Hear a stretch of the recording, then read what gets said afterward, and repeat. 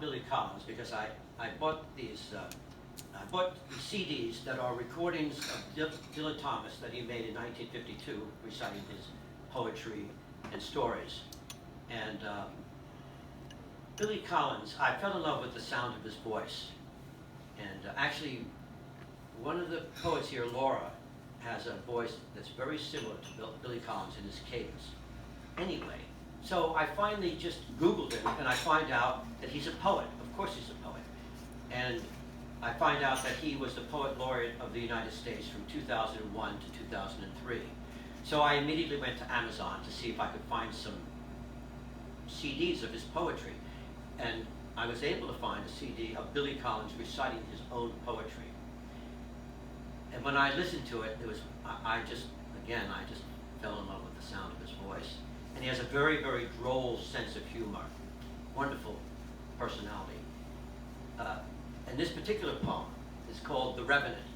So I had to look that up. The best thing today is that gadget, which I'm very leery of, but it has a dictionary on it. And this is really a very good thing, because oftentimes I wanted to look up a word, but I didn't feel like going to get the dictionary. And it was some cumbersome book. So the gadget is really wonderful for looking up words, which is something that's very important to do. Back to Billy Collins. So I looked up Revenant. Yeah, and a revenant is a ghost or a spirit come back. And so, this wonderful poem, The Revenant. Maybe I should say that I recently got a puppy. It's about 16 weeks old, so I have all these marks. Their teeth are like needles. His name is Freddie. He's a Lucas Terrier. You have to Google that. The Revenant.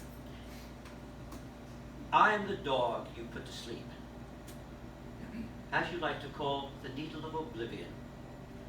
Come back to tell you this simple thing. I never liked you.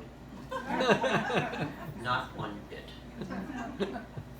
When I licked your face, I thought of biting off your nose. When I watched you towel yourself dry, I wanted to leap and unman you with a snap.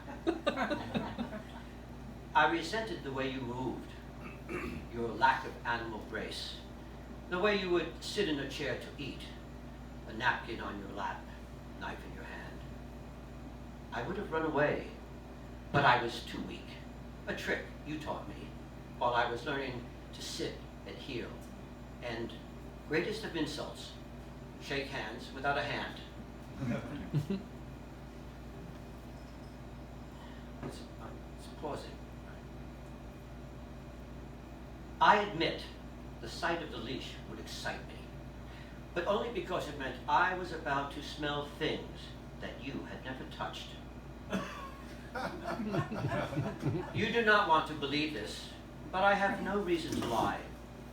I hated the car, the rubber toys, disliked your friends, and worse, your relatives. The jingling of my tags drove me mad.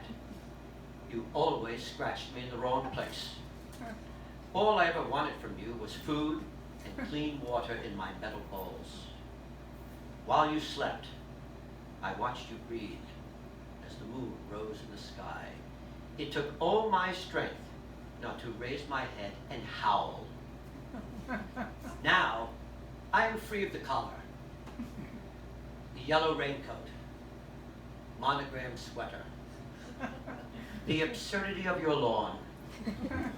And that is all you have to know about this place, except what you already supposed and are glad it did not happen sooner.